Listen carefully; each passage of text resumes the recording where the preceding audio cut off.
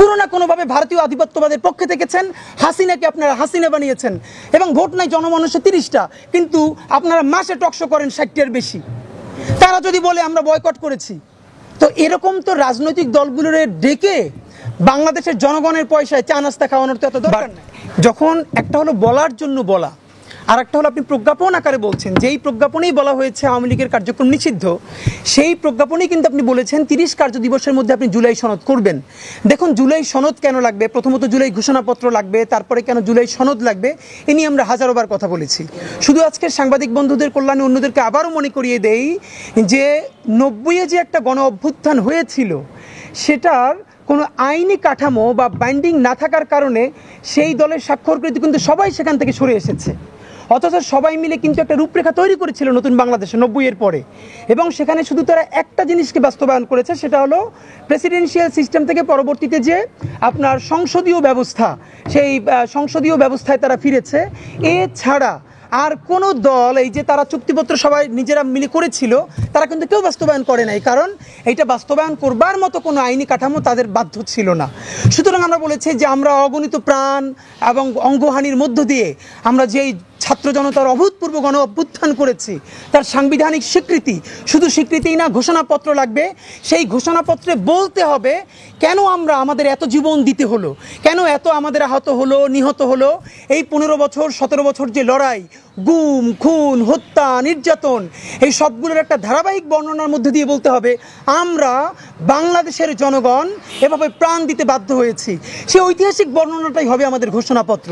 সেই ঘোষণাপত্রকে আপনি যখন একটি ফ্রেমের মধ্য দিয়ে, সাংবিধানিক কাঠামোর মধ্য দিয়ে নিয়ে যাবেন, সেটা হয়ে যাবে আমাদের জুলাই সনদ, যেখানে বলা থাকবে এই জন আকাঙ্ক্ষার প্রেক্ষিতে এখন নতুন বাংলাদেশ কোন কাঠামোর মধ্যে চলবে।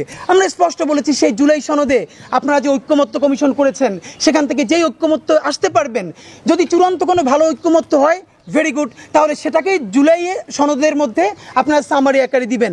যদি আপনি কোনোভাবে না পারেন যে রাজনৈতিক দলগুলো একমত হচ্ছে না, সেই অতটুকুন শুধুই ঐক্য পোষণ করছে যেটুকুনি তার ক্ষমতা সুসংহত হয়, তারা জনগণের কথা চিন্তা করছে না, শহীদের কথা চিন্তা করছে না। আমরা হাজারবার বলেছি, আবারও বলছি, লেটস গো ফর আ গণভোট। আপনি গণভোট দেন, আপনি বলেন যে এই সরকার রাষ্ট্রীয় পর্যায়ে এই সংস্কারগুলো করতে চায়, যে এইভাবে হবে না, একজন 10 বছরের বেশি প্রধানমন্ত্রী থাকবেন না, অথবা আমরা আর একটা এভাবে সাংবিধানিক কাউন্সিল করতে চাই যেখানে একমাত্র নির্বাহী বিভাগ বা প্রধানমন্ত্রী সকল কিছু তিনি ডিসিশন নেবেন না, ক্ষমতার একটা চেকস অ্যান্ড ব্যালেন্স করতে চাই, রাষ্ট্রপতিকে আমরা সরাসরি জনতার ভোটের মাধ্যমে নির্বাচন করতে চাই, ক্ষমতার বিকেন্দ্রীকরণের জন্য প্রধানমন্ত্রীর কিছু ক্ষমতা আমরা রাষ্ট্রপতির হাতে দিতে চাই, যাতে চাইলেই একজনে ফ্যাসিস্ট কাঠামো আবার তৈরি করতে না পারে। ঠিক আছে, আপনি একদম লিস্ট আকারে দিয়ে তারপরে আপনি গণভোট দেন যে এই ব্যাপারে আপনারা রাজি কি রাজি না। আইদার আপনি পলিটিক্যাল পার্টিসগুলোকে রাজি করান, তারা যদি রাজি না হয় আপনার দায়বদ্ধতা রাজনৈতিক দলের কাছে না। তো আমি আফসোস, আমরা শতবার বলেছি, এই যে প্রধান উপদেষ্টা অথবা জাতীয় ঐক্য মতের যে কমিশনটা হয়েছে, তারা বারবার রাজনৈতিক দলগুলোর সাথে বসছে। এখন বললে তো খুব খারাপ শোনা যাবে, তবুও বলি, যেই দলের ভোট নাই নিজে সহ 30টা, সেও আবার সেখানে বয়কট করে কি অর্থে? অমুক দলকে বেশি দেওয়া হয়েছে।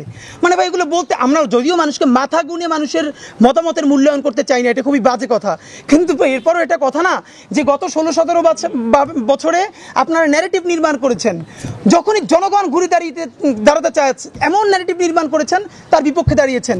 কোনো না কোনোভাবে ভারতীয় আধিপত্যবাদের পক্ষে থেকেছেন, হাসিনাকে আপনারা হাসিনা বানিয়েছেন এবং ভোট নাই জনমানুষে 30টা, কিন্তু আপনারা মাসে টকশো করেন 60টার বেশি।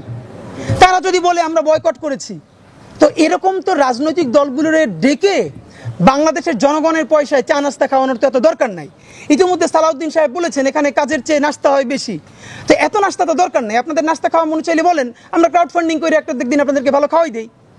যদি আপনাদের রাজনৈতিক দলগুলোর সমস্যা যে আমরা ভালো খাই না, অনেকদিন হাসিনা আমাদেরকে খাইতে দেয় না, ওকে একদিন আপনাদের শাহবাগে আয়োজন করি, কত নাস্তা খাইতে পারেন খাওয়াই দেই।